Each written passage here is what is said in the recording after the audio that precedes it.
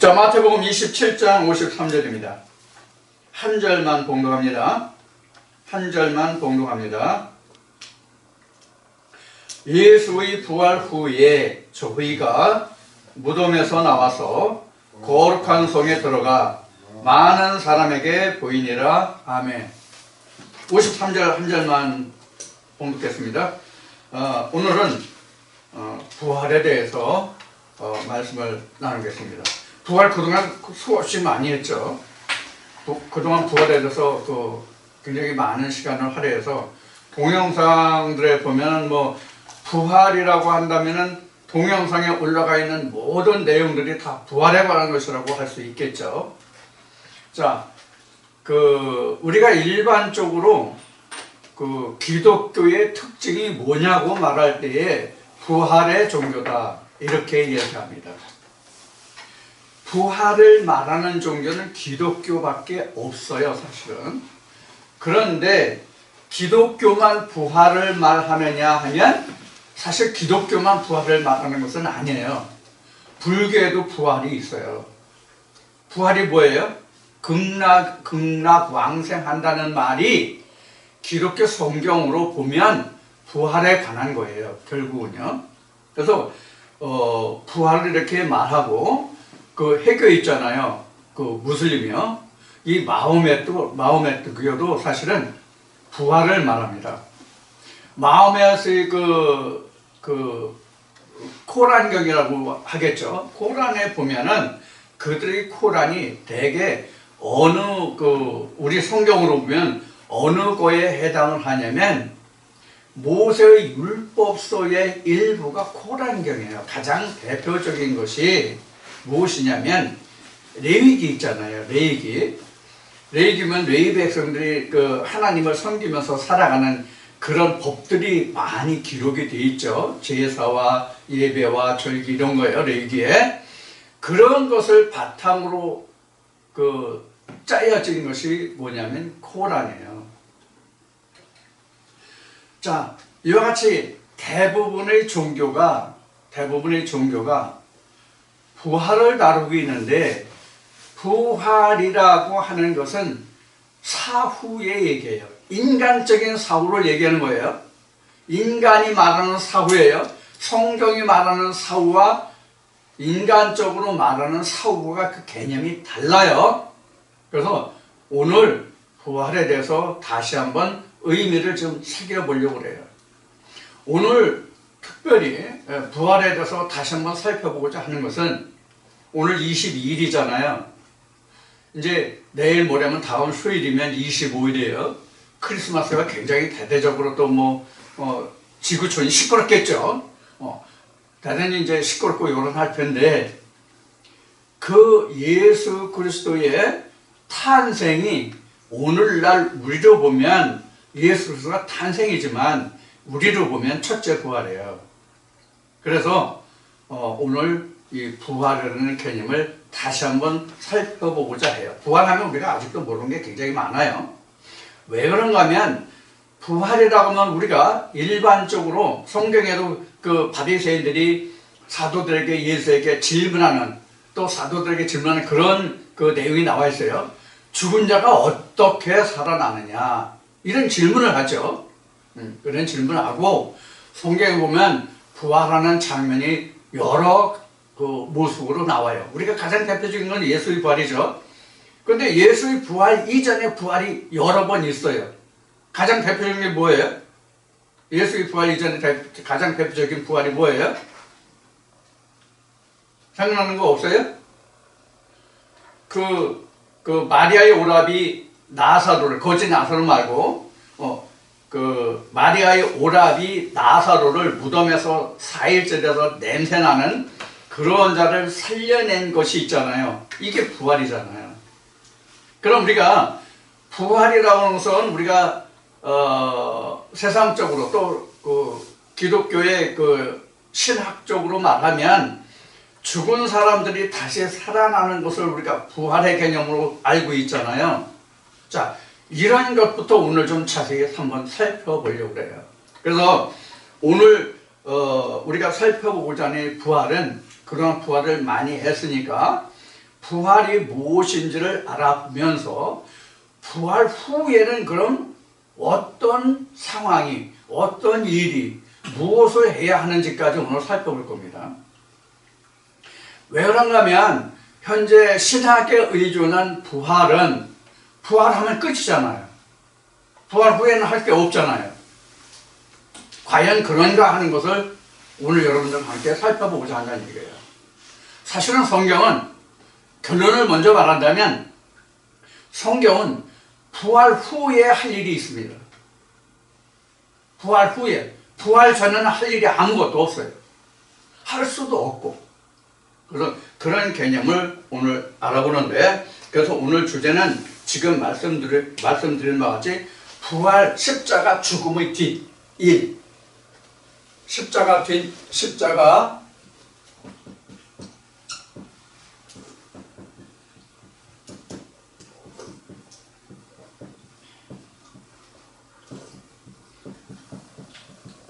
자, 십자가 죽음은 뒷일이에요. 십자가 뒷일이니까 부활이죠. 그렇죠?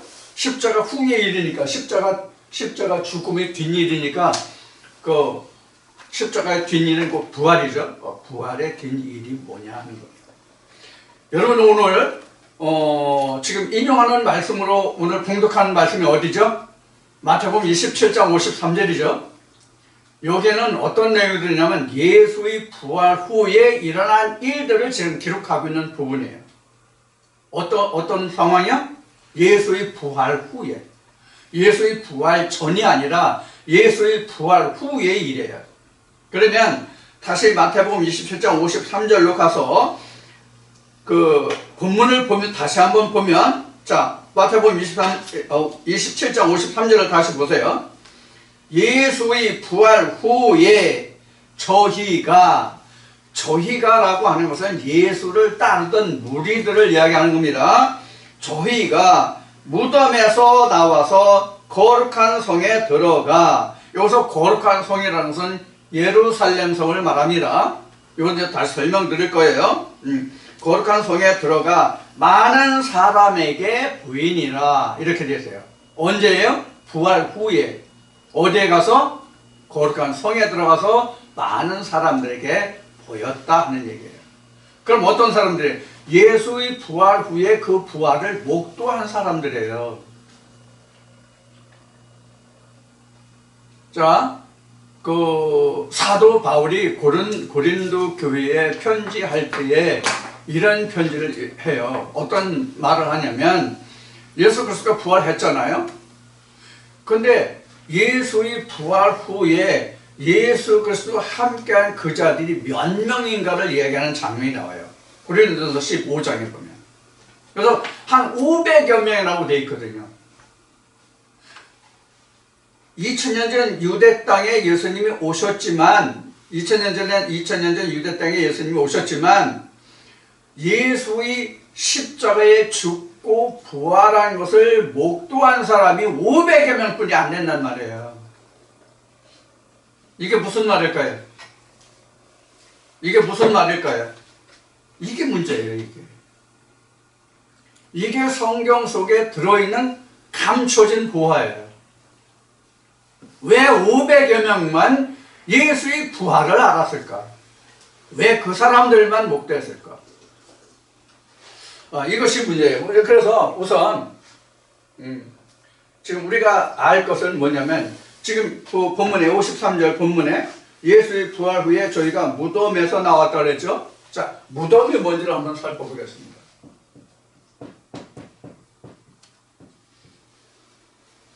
무덤 하면 우리가 가장 먼저 생각하는 게 공동묘지죠. 우리가 무덤 하면 가장 먼저 생각하는 게 공동묘지예요. 그런데 공동묘지만 있는 게 아니잖아요. 우리는 공동묘지라고 얘기하지만 무덤이라는 용어를 그래서 이제 살펴볼 필요가 있어요. 우리가 성경은 헬라어와 히브리어로 되어 있다고 그러죠. 일부는 수메르어가 포함되어 있다고 얘기했는데 수메르어나 헬라어나 히브리어나 다 우리 성경 속에 들어있는 하나의 기록한 그때 당시의 시대 상황만 다를 뿐이지 사실 성경이 그렇다고 다른 뜻을 가지고 있는 건 아니에요. 근데 그 구약은 히브리어로 신약은 헬라어로 기록이 되어 있는데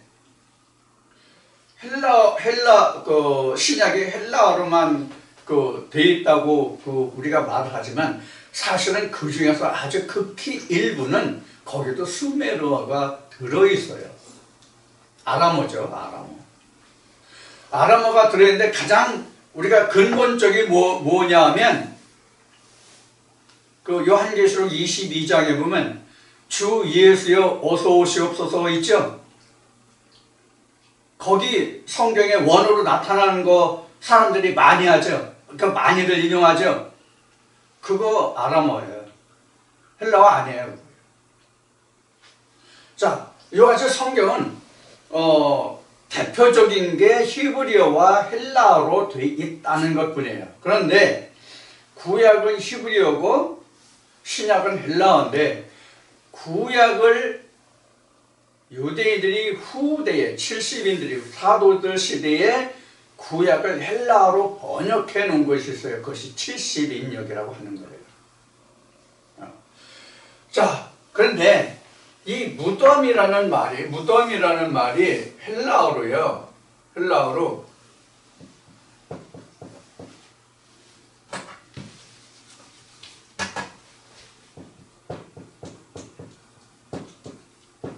무네메온이에요. 무네메온.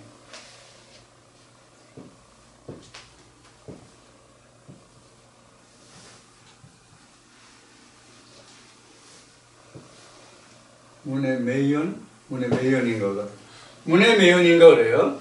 자, 이게 이제 무덤이에요. 근데 이게 무네오라는 헬라의 어원에서 온 거예요. 무네메온이요.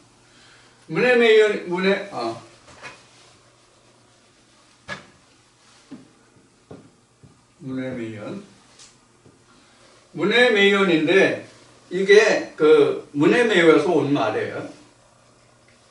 그래서 이 어원을 찾아가면 이 뜻이 뭐냐면 기억이에요. 기억. 내가 가지고 있는 기억, 전에 가지고 있던 그런 생각.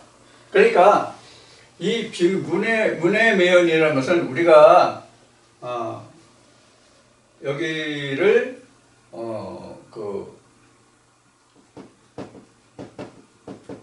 요단강이라고 한다면 요단강 전이고 요단강 후가 있잖아요. 그럼 요단강 전이 뭐예요? 무네메온이에요. 그러니까 어떤 기억과 그 모든 것들이 잊혀진 그 지나간 시대, 그게 바로 무네메온이에요. 이게 무덤이에요. 예를 들어서 이런 거예요. 그동안 아니면 오늘 처음 여기를 찾아오는데 길을 잘 몰랐다가 길을 알게 됐죠.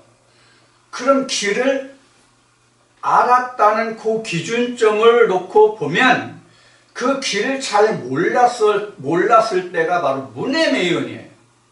내가 알지 못했고 깨닫지 못했던 그 시대가 무덤이에요.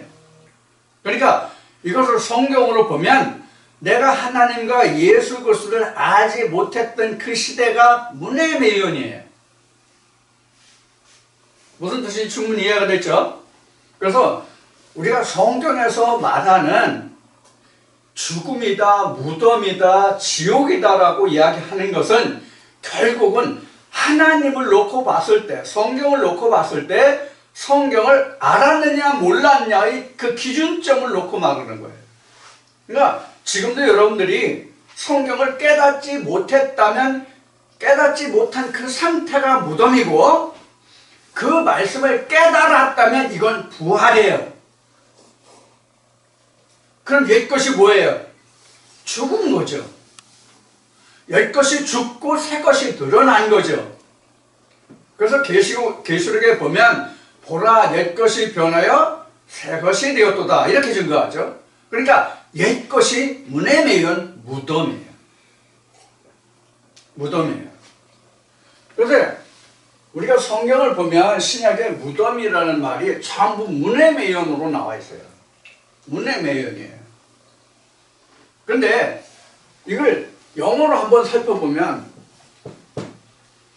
제가 영문학을 해가지고 영어 해박해요. 저도 변덕이 심하죠. 어떤 때는 뭐 국문학교도 못 나왔다고 하다가 지금은 또 영어를 또 박사라고 얘기하니까 앞뒤가 안 맞죠. 영어에서 무덤이라는 단어를 보면 우리가 가장 잘 아는 영어 단어가 아마 시메트릭일 것 같아요. 시메트릭.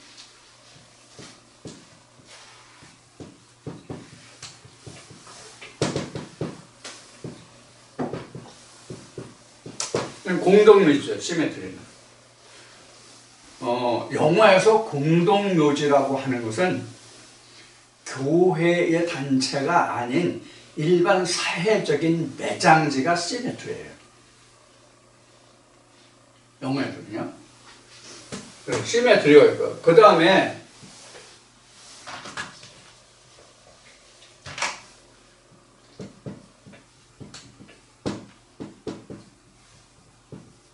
요 두 가지가 있어요. 이게 이제 거의 같은 뜻을 써요. 그레이브와 텀.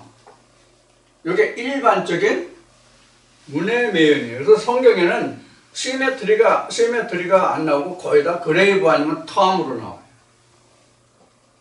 이게 일반적인 묘예요. 일반적인 무덤이에요. 또 하나 중요한 게 영어에서는 무덤이라는 단어가 하나 나와요. 하나가 나오는데 이게 뭐냐면 예수의 무덤에 관해서만 한정해서 쓰는 무덤이라는 단어가 하나 있어요. 혹시 여러분들 기억하시나요? 아시는 분 있나요? 스펄처예요. 스펄처.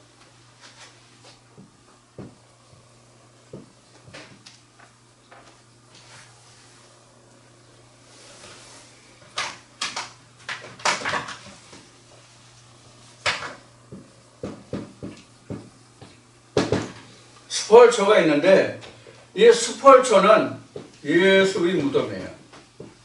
이건 다른 데 전혀 사용하지 않습니다. 이 단어는 스펄처예요. 이 단어는 돌이나 벽돌로 꾸며진 무덤이에요.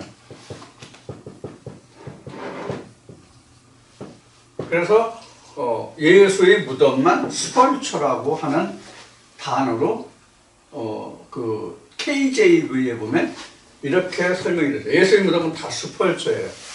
나머지는 그레이브 아니면 텀으로 나와요. 시메트리는 거의 안 나옵니다.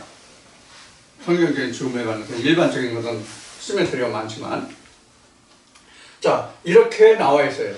그래서 성경에는 그레이브와 톰에서 지금 스펄처의 무덤으로 간다 이렇게 보면 돼요. 그러니까 일반적인 죽음이잖아요. 이거는요. 일반적인 죽음이에요. 그러나 이거는 예수 그리스도 안에서의 죽음의 무덤을 이야기하는 거예요. 그렇게 이해하시면 될 거예요. 자, 이렇게 이제 나오는데, 자, 그럼 무덤, 십자가, 죽음이라는 게 뭐라고 앞에 설명을 드렸어요? 성경을 깨닫기 전과 후가 무덤과 부활이라고 얘기했죠. 자, 그러면 앞에 제가 모두에 설명드릴 때 현재 신학에서 목회 현장에서는 부활하면 끝이라고 그러잖아요. 근데 성경에서 보면 부활은 끝이 아니라 하나님의 일의 시작이에요.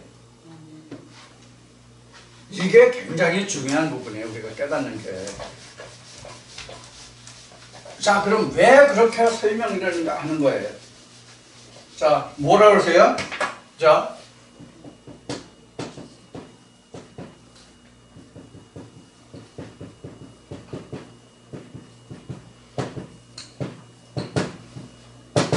신학적 십자가, 이 부활은 모든 일이 끝이죠. 모든 일이 끝이에요. 그런데 성경적 십자가의 죽음, 곧 부활은 뭐냐면 하나님의 모든 일의 시작이에요. 끝이 아니라 시작이란 말이에요. 부활은. 왜 그러냐 하는 거 이미 설명드렸어요. 캐치하셨나요? 이해되셨나요? 왜 우리는 십자가의 죽음이 무덤에서 나오는 게 십자가의 죽음이잖아요. 부활이잖아요. 그러니까. 그러면 왜 우리가 무덤에서 나오는 거 부활이 하나님의 일의 시작입니까? 내가 하나님을 알아야, 성경을 알아야, 예수를 알아야 내가 하나님의 일을 할 거 아니에요. 내가 성경을 모르는데, 자, 성경을 모른다는 뜻은 무슨 뜻이에요? 하나님을 모른다는 뜻이잖아요. 하나님을 모른다는 뜻이잖아요. 하나님을 모르는데 어떻게 하나님의 일을 할 수 있어요?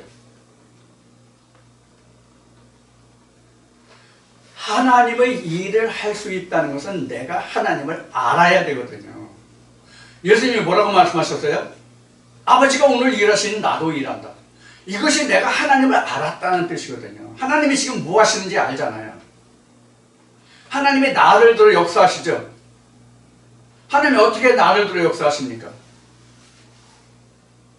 하나님이 나를 들어 역사하신다는 뜻을 여러분들 성경으로 어떻게 말할 수 있겠어요?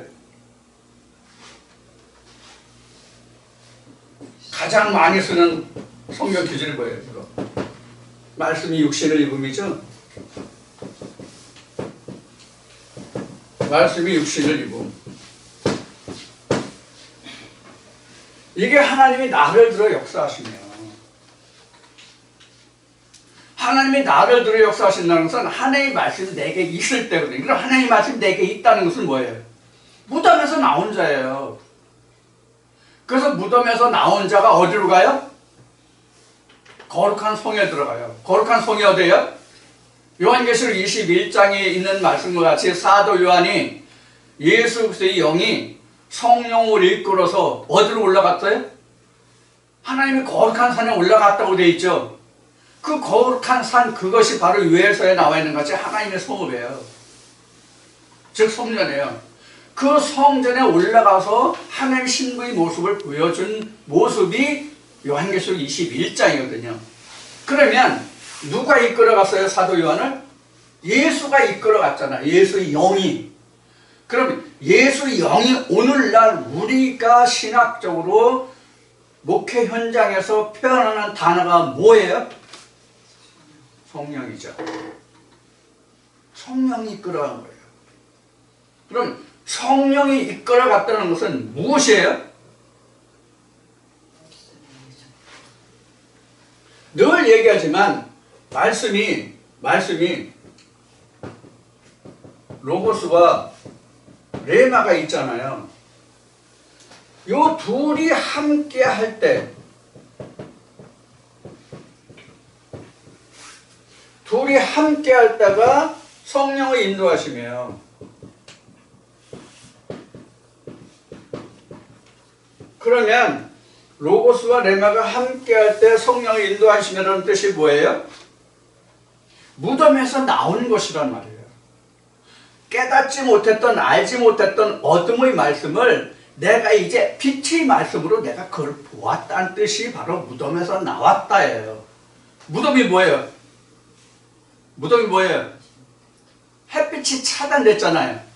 흙으로 쌓여 있어가지고 덮여 있어가지고 빛이 차단돼 있잖아요. 우리가 흔히 말할 때는 뭐 성경으로 인용합시다. 예수가 죽은 후에 부활했죠. 3일 후에. 이게 엠마오로 가는 사람들의 이야기 속에 나와요. 그래서 예루살렘에 예수가 십자가에서 죽었는데 3일 만에 부활했다는 이런 얘기를 쭉 하잖아요. 그런데 그걸 통 모르고 있던 사람이 있었잖아요. 너는 도대체 어디 사람인데 그 소식을 모르냐? 이런 식으로 그 스토리가 진행되죠. 근데 예수 영이 그를 따라오면서 그걸 가르쳐줬죠. 그래서 그 말씀을 풀어줄 때 네 마음이 뜨겁지 않느냐라는 말씀이 나오죠. 바로 그거예요. 그러니까 어둠 무덤이라는 것은 하나님의 속성이 빛이잖아요. 빛이 차단된 상태가 무덤이라는 게 깨닫지 못한 거예요. 예수가 드러나지 않은 상태란 말이에요. 예수가 드러나면 어떻게 돼요? 빛인 거잖아요. 저녁이 되면 아침이잖아요. 자, 그래서 로고스를 통해서, 로고스는 뭐죠? 본문이죠. 레마는 속뜻이죠. 자, 본문에 들어있는 속뜻을 깨달았을 때, 이 둘이 함께 했을 때, 본문과 속뜻이 함께 했을 때 성령의 인도하심이라고 한단 말이에요. 그럼 이렇게 되면 뭐예요? 내가 하나님 말씀을 깨닫고 그 일에 동참하는 자가 되죠.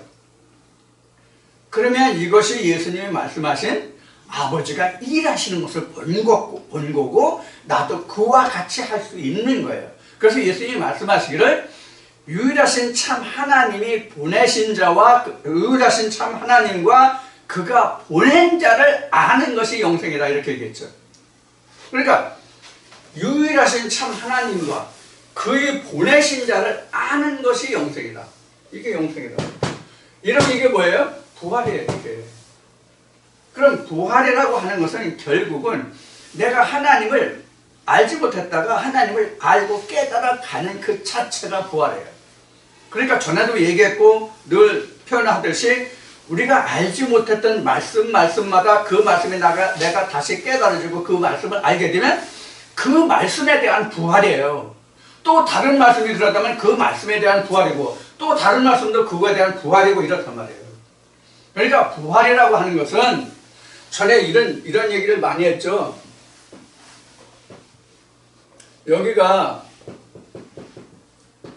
지성소고 여기가 성소예요.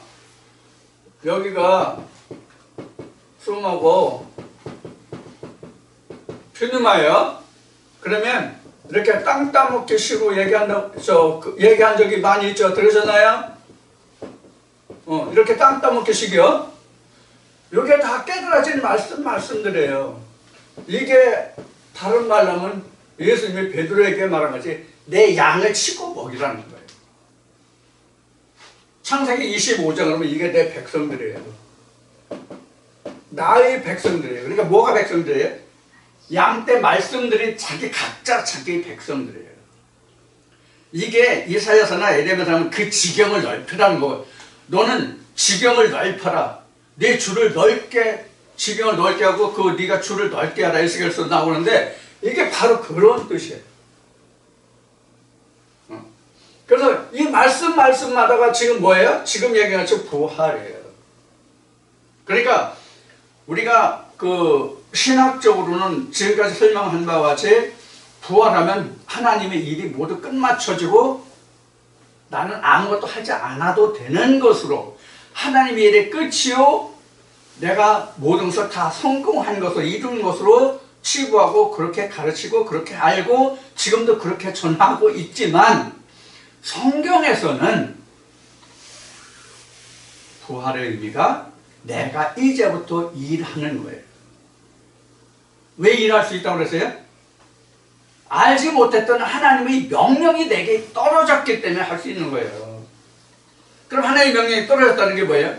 하나님의 말씀을 깨달았다는 얘기예요. 성경에 보면 복음서에 그 탕자의 비유가 나오죠. 원래 큰아들은 집에 있었죠. 늘 부모와 함께 있었죠. 작은 아들은 미리 자기 아버지의 그 분깃을 자기 몫으로 줄 분깃을 미리 달라고 그래가지고 나가서 허랑망탕하게 놀다가 나중에 돌아왔죠. 아비가 어떻게 했어요? 이게 성경 어디 말씀 같은 것 같아요? 어느 말씀 같은 거예요? 맨 앞으로 거기서 올라가면 어디예요? 창세기 4장에 에서와 야곱이에요. 에서와 야곱이란다. 가인과 아벨이에요. 그 다음에 에서와 야곱이에요. 창세기 25장에. 똑같은 얘기예요. 자, 이제 그렇게 얘기하면 너무 이제 광범위 하니까 또 성경 전체를 다 거들먹거려야 되니까 생략하고, 그래서 우리가 십자가의 죽음의 뒷일이라고 하는 것은 이제 내가 하나님의 일을 예수 그리스도와 함께 할 수 있는 시대예요. 이게 십자가 죽음의 십자가 죽음의 뒷일이에요. 그러면 십자가 죽음이라는 게 결국 뭐예요? 뭐가 십자가의 죽음이에요?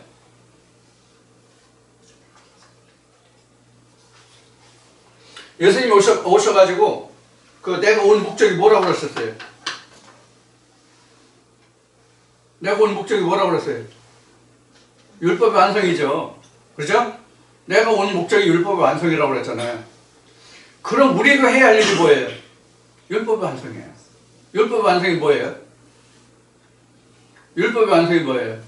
이거예요. 이게 율법의 완성이에요. 이게 본문으로 가던 것을 유전과 함께, 본문으로 가던 것을 속뜻으로 함께 갈 수 있게 하는 게 바로 뭐예요? 그래서 이 본문이 결국은 뭐냐면 유전이 되는 거예요. 뭐가 없으면, 레마가 속뜻이 없으면, 속뜻이 없으면 레마가 된다고요. 속뜻이 없으면 유전이 된다고요. 그럼 유전이라는 게 뭐가 유전이에요? 여러분들 유전이라는 거 어떻게 정의하고 있어요? 유전이 뭐예요? 쉽게 얘기하면 바울은 조상의 유전이라고 얘기했지만 쉽게 유전을 얘기하면 도덕이에요. 여러분 신학에서 가르치는 게 뭐예요? 성경을 신학에서 가르치는 게 어떻게 가르쳐요? 도덕으로 가르치잖아요. 도적질 하지 말라면 도적질 하지 마라. 도덕적인. 살인하지 말라면 세상에 법적인, 도덕적인 살인하지 마라. 그렇게 보잖아요. 그게 바로 유전이에요. 그럼 유전이라는 것이 도덕적이라고 그랬잖아요. 그럼 도덕적은 무슨 뜻이에요? 땅의 것이라는 뜻이에요. 성경은 땅의 것이에요? 하늘의 것이란 말이에요. 하늘의 것을 땅의 것으로 말하면 그게 유전이에요. 그래서 모든 신학이 유전이다라고 정의가 되는 거예요.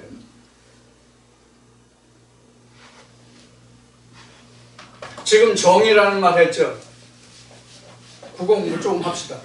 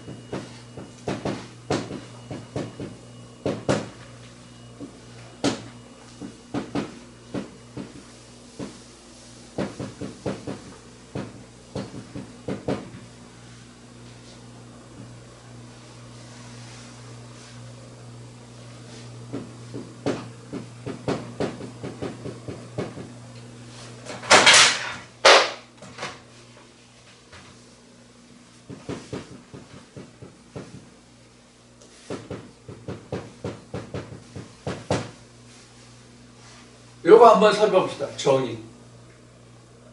지금 제가 지금 이렇게 십자가의 뒷일이 이렇게 정의됐다고 얘기했잖아요.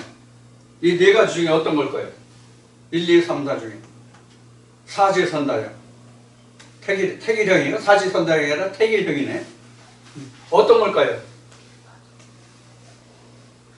우리 민주주의 다수결로 합시다. 민주주의 원칙에서 1번 2번, 3번, 4번 중에서 1번. 자, 1번이에요. 정의되다는 것. 정의되다는 것은 옳고 그름을 판단해서 바른 것을 드러내네. 즉, 이게 이건 진리의 의미가 있는 거예요. 그런 뜻이 있는 거예요. 이것은. 그 다음에 정의하다는 것은 정의하다는 옳고 그름을 판단해서 가려내는 게 정의하다예요. 정의되다죠. 정의하다. 요거는 서로 인간과 인간끼리 사귀어서 다져진 사람의 정, 그런 게 바로 정의예요. 요거는 사람의 뜻이에요. 맨 밑에 4번은 사람의 뜻이에요. 이렇게 우리가 정의라는 말을 하더라도 이렇게 사실은 뜻이 많아요. 그러니까 여러분들이 제가 정의한다, 이렇게 정의됩니다 라고 할 때 여러분들 다른 거 몰라도 최소한도 이 두 가지는 여러분들이 사전적으로 읽고 있어야 돼요. 의미를. 우리말이 그래서 참 어려워요. 왜? 한자로 된 우리말이 많거든요. 한 80%는 한문이에요. 사실은. 토시 같은 거를 빼놓는다면 한 80%는 우리말이 아니라 한자예요.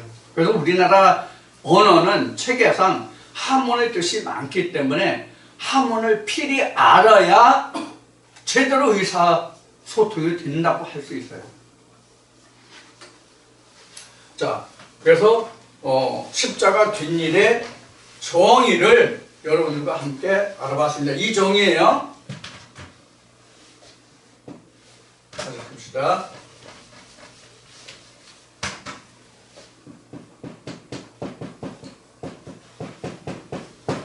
정의를 지금 알아봤어요.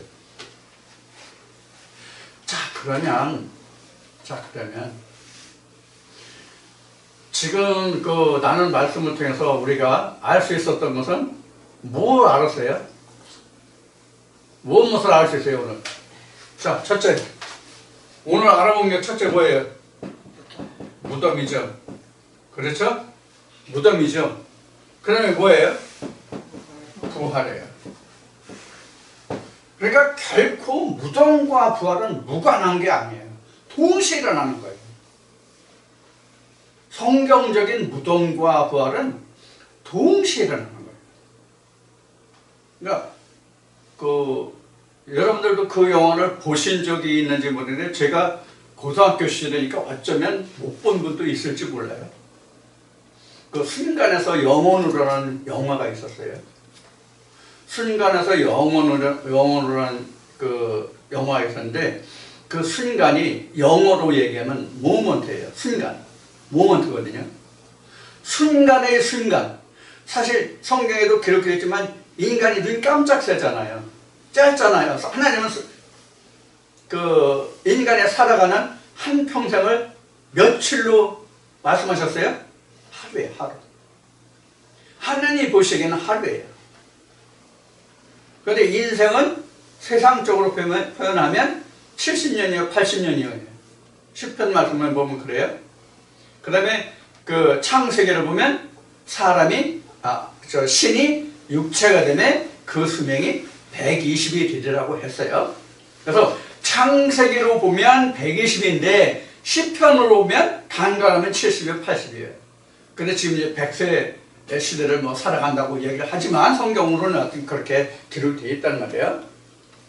그런데 세상으로 보면 무덤에 가면 사실 끝이잖아요.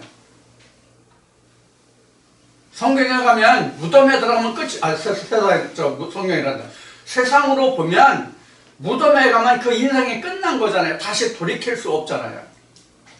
예수님이 누가복음에서 말씀하신 것 같이 죽었던 자가 다시 살아올 수 있어요?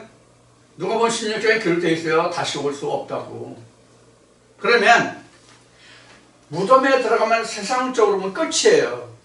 그러니까 당시에 바리새인들이 예수님이 하신 말씀을 알아듣지를 못했단 말이에요. 왜 못 알아들었어요? 아니, 무덤에 있는 자들이 어떻게 빛의 말씀을 들어? 무덤에서 나와야 됐지. 부활이 없었단 말이에요.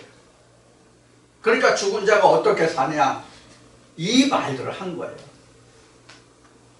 예수의 부활 후에도 사도 바울이 각 교회에 다니면서 사역할 때도 우리가 어떠한 몸으로 사느냐 이렇게 얘기했단 말이에요. 뭘 어떠한 몸으로 살아? 영의 몸으로 살지. 맞잖아요. 왜 영의 몸으로 살아요? 왜 영의 몸으로 살아요? 하나님이 영이시니까, 하나님이 영이시니까 살아봐야 영으로 살지 뭐로 사냐고. 그래서 베드로전서 1장 9절인가에서 뭐라고 했어요? 믿음의 결국은 뭐다? 영혼의 부활이다. 영혼의 구원이다. 그런데 지금 신학자들은 어떤 부활까지 꿈꿔? 육신의 부활까지 꿈꿔. 이건 도둑놈이야, 이거는. 그럼 지가 하나님 하지. 아니, 성경은 육신의 부활이 없다고, 예수님도 하나님은 영이시라고, 영의 부활이라고 얘기했는데, 성경의 모든 기록이 성령으로 인도했다고 기록하고 있는데 자기들 왜 육신을 얘기하냐고. 그러니까 지가 하나님보다 더 높지, 크지. 자, 이렇게 하면 또 다른 사람 평이 자꾸만 나오니까 그만하고, 자, 우리는 성경으로 다시 돌아갑시다. 그래서 무덤과 부활이라는 것은 간단히 이야기하면 이런 거예요.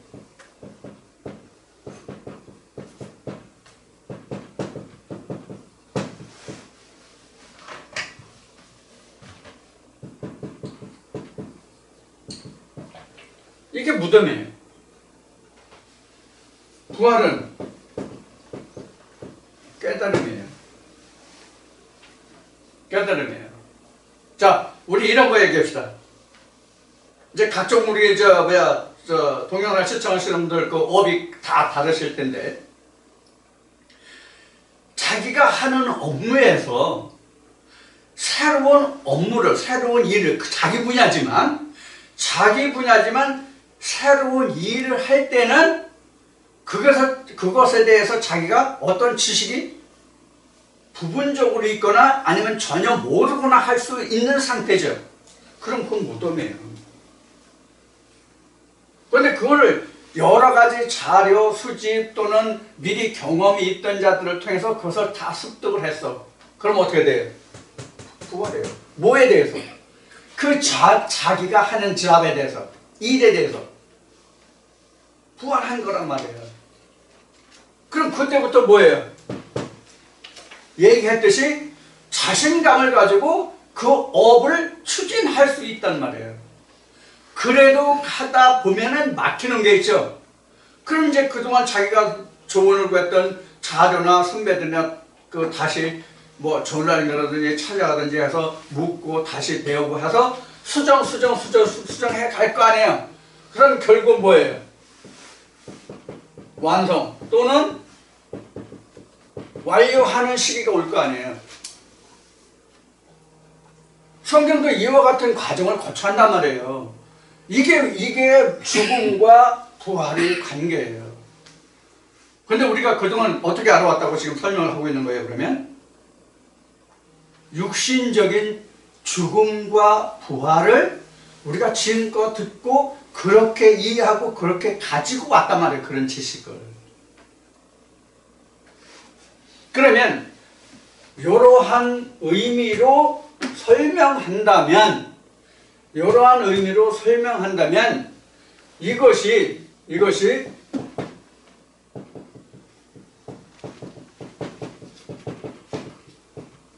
정신적인 거냐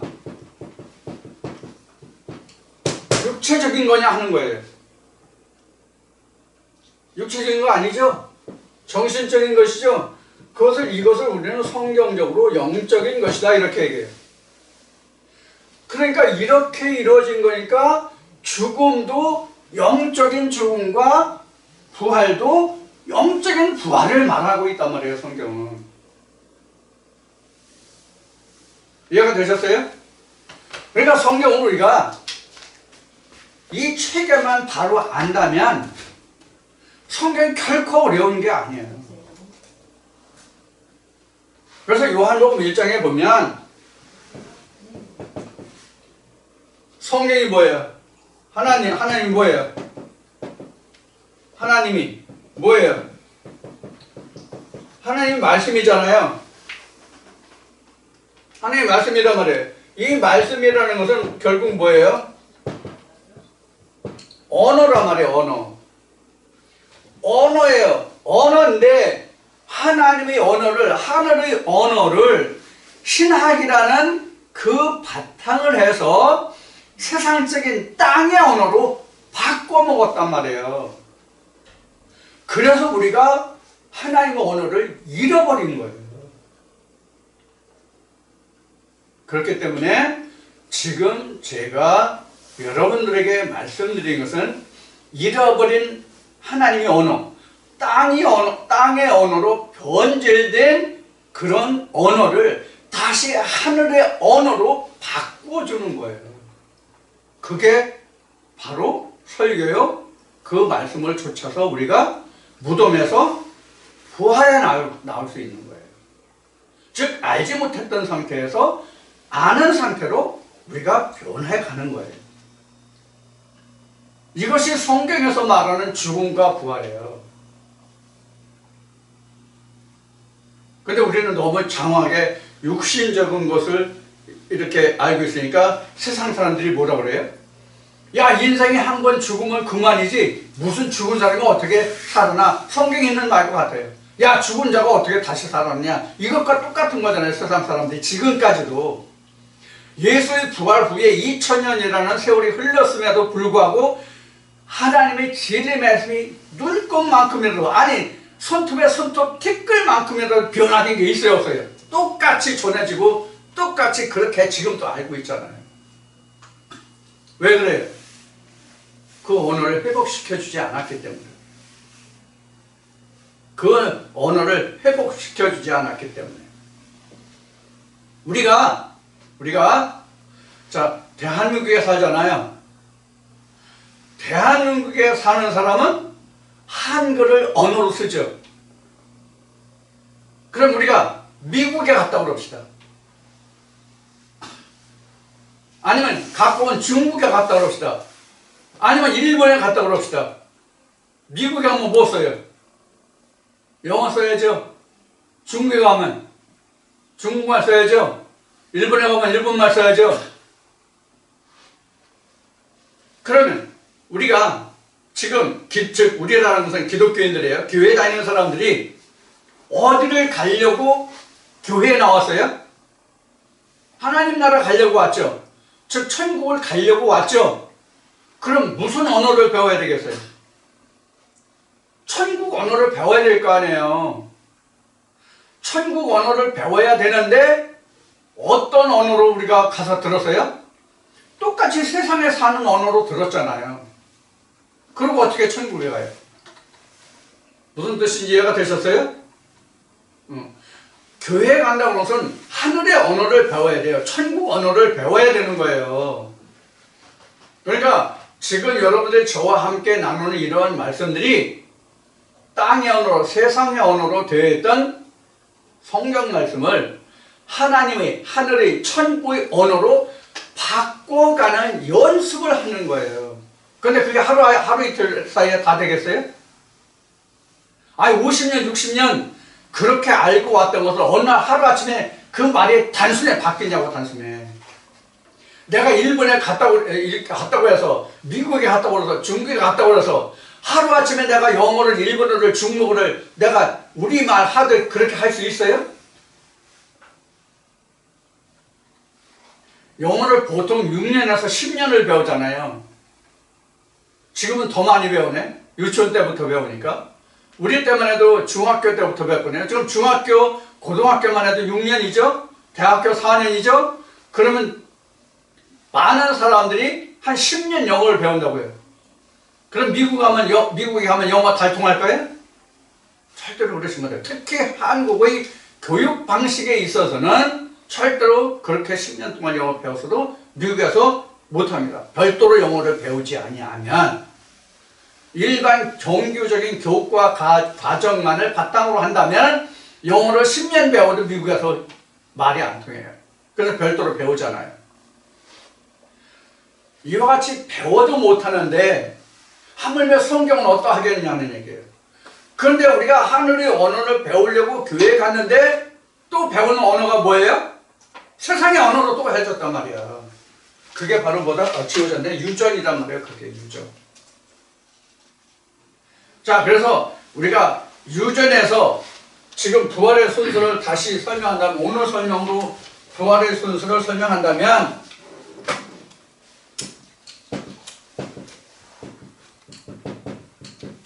부활 순서를 본다면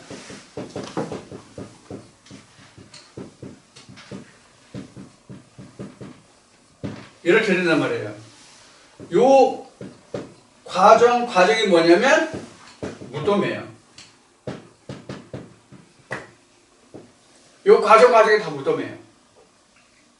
이걸 보여준 것이 뭐냐면 홍해다, 요단강이다, 여리고다 하는 거예요. 그 단계가. 지금 우리 안에 들어와서 이 말씀을 들으신다 할지라도 여러분 똑같이 다 이런 단계를 다 거쳐요. 지금 진리 말씀 듣는 진리 자리에 와 있다고 해서 내가 다 이 말씀을 듣는 게 아니에요. 여기서부터 다 시작해요. 이런 과정을 반드시 거쳐요. 누구나를 막론하고. 그러니까 여러분들은 내가 지금 이 자리에 있다라고 생각하시면 안 돼요. 여기에서 출발해서 이렇게 가고 있다라고 생각해야 돼요. 이것이 우리가 십자가의 죽음의 뒷일이에요. 다 이런 관계를 계속 반복한다. 그런 일을 반복한다. 말씀마다 이것을 반복해 간다. 이렇게 생각을 하셔야 돼요. 자, 그래서 이 시간 여러분들과 나눈 이 말씀이 이제 십자가 죽음의 뒷일, 즉 십자가 후의 일이죠.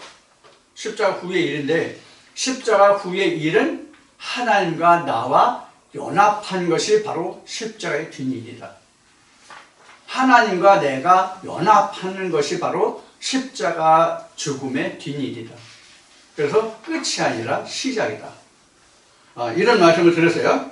자, 이 시간 나눈 말씀을 통해서 여러분들이 그동안 하나님을, 성경을 어떻게 이해하고 어떻게 알고 계셨는지를 막론하고 전의 것은, 지나간 것은 다 잊으시고 무덤에 다 묻어버리시고 새로운 생명의 빛의 말씀으로 여러분이 깨달으시면 됩니다. 자, 이렇게 해서 이 시간 마치고 잠시 쉬었다가 다시 시작하겠습니다.